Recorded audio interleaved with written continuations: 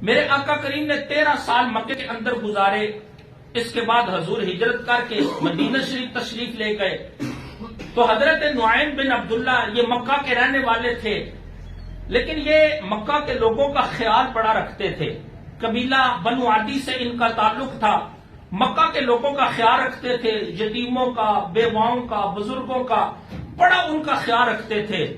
لیکن حضرت نعیم بن عبداللہ وہ ہیں، جب اللہ نے حکم دیا کہ سارے ہجرت کرو تو ان کا بھی دل کیا چلو میں بھی ہجرت کرتا ہوں. حضرت نعیم بن عبداللہ یہ وہ خوش نصیب صحابی ہیں، حضور کے وہ غلام ہیں جنہوں نے 11ویں نمبر پر کلمہ پڑھ کے اسلام قبول کیا ہے. دیکھیے نا، حضرت عمر فاروق رضی اللہ تعالی عنہ جیسے جلیل القدر صحابی، انہوں نے 40ویں نمبر پر کلمہ پڑھا ہے. لیکن جن کا ذکر میں کر رہا ہوں، حضرت نعیم بن عبداللہ یہ وہ خوش نصیب ہیں جنہوں نے 11ویں نمبر پہ کلمہ پڑھ کے اسلام میں داخل ہوئے ہیں. انہوں نے کلمہ پڑھا، اللہ نے حکم دیا ہجرت کریں. لیکن جب انہوں نے ہجرت کی تیاری شروع کی تو ان کے قبیلے والوں نے ان کو روکا.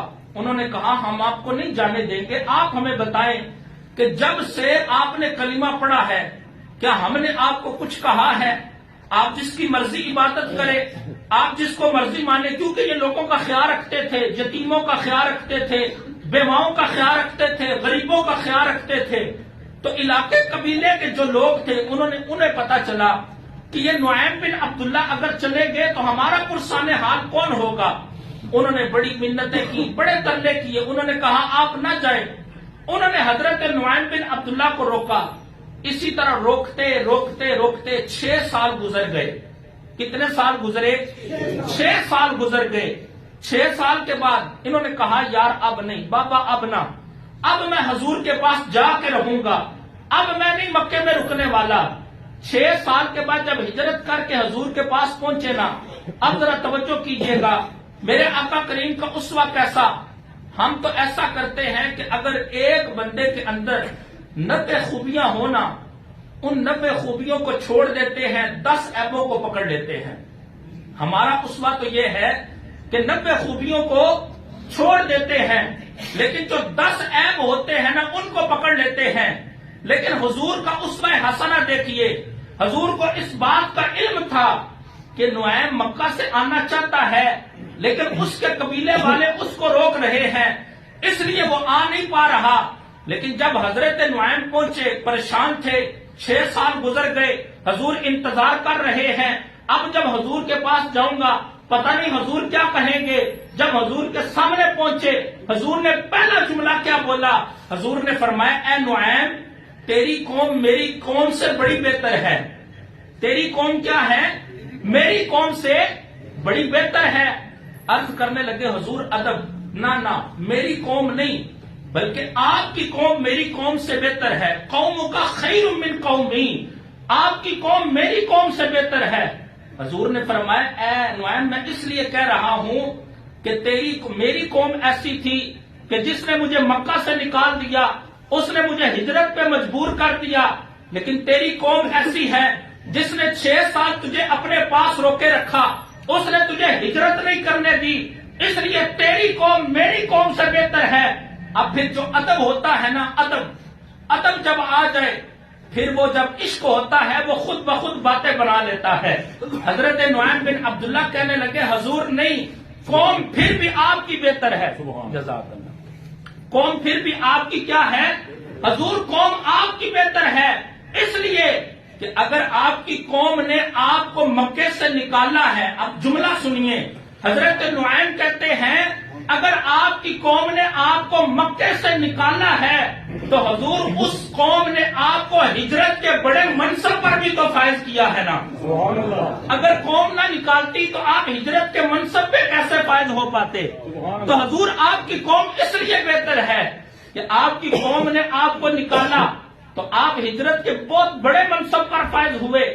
اب یہ حضرت نعیم عبداللہ، سردیوں کا موسم ہے اس لیے بات چھیڑنے لگا ہوں کہ سردیوں کے موسم میں نا بہت سارے لوگوں کو یہ کھانسی کا مسئلہ ہو جاتا ہے. مسلسل کھانستے رہتے ہیں. تو یہ حضرت نعیم بن عبداللہ چونکہ حضور کی محبت میں مکہ چھوڑ کے آئے تھے، اور پھر حضور اپنے غلاموں سے کس طرح محبت کرتے ہیں، ان کے عیبوں کو خوبیوں میں کس طرح بدلتے ہیں، ان کی خابیوں کو، ان کی کمزوریوں کو حضور پھر خوبیوں میں کس طرح بدلتے ہیں.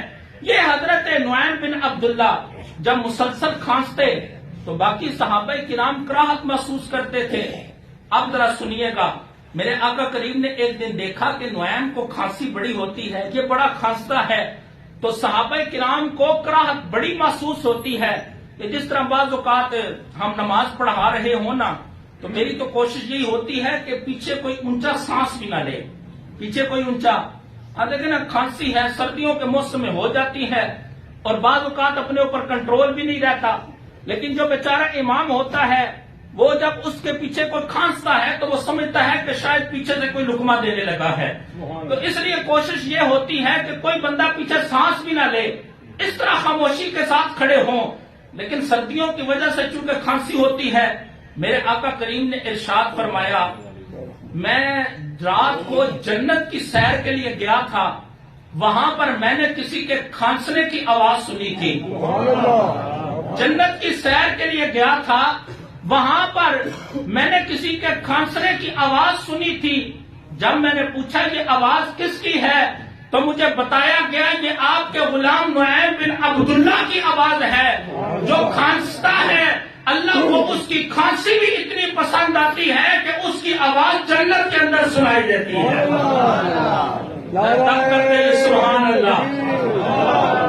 نعرہ رسالت، نعرہ حیدری، تاجدار ختم نبوت، تاجدار ختم نبوت. اچھا، یہ حدیث سننے کے بعد آپ کھانسے، ضرور کھانسے، لیکن اس وقت کھانسے جب آپ کو کھانسی آئے.